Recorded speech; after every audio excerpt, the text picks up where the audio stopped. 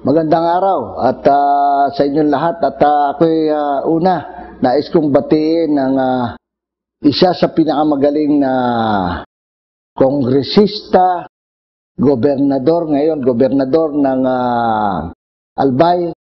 Walang iba kundi ang aking idol, si Governor Joey Salceda sa kanyang kaarawan. Alam niyo po, ito po pag sinabing best practices, sinabi natin sa climate change, sa calamity management, sa risk reduction na mga gawain ng gobyerno.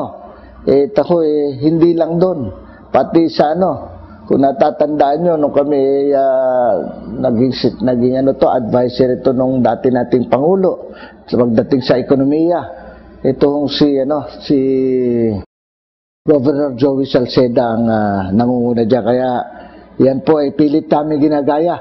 Lahat ng mga best practices niya, yun ang aming sinusundan para sa ganun kami ay hindi na magkamali sa aming mga tinatahak na gawain patungo sa mga programang yon.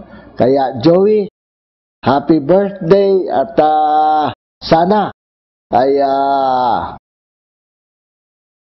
dumami pa yung mga kagaya mo na talagang kinakarir ang pagtatrabaho sa gobyerno. At napakaganda ng iyong ginagawang halimbawa sa amin, hindi lang sa mga gobernador, manapay sa mga lahat na naglilingkod sa LGU. Maraming salamat sa ginagawa mo at muli, happy birthday.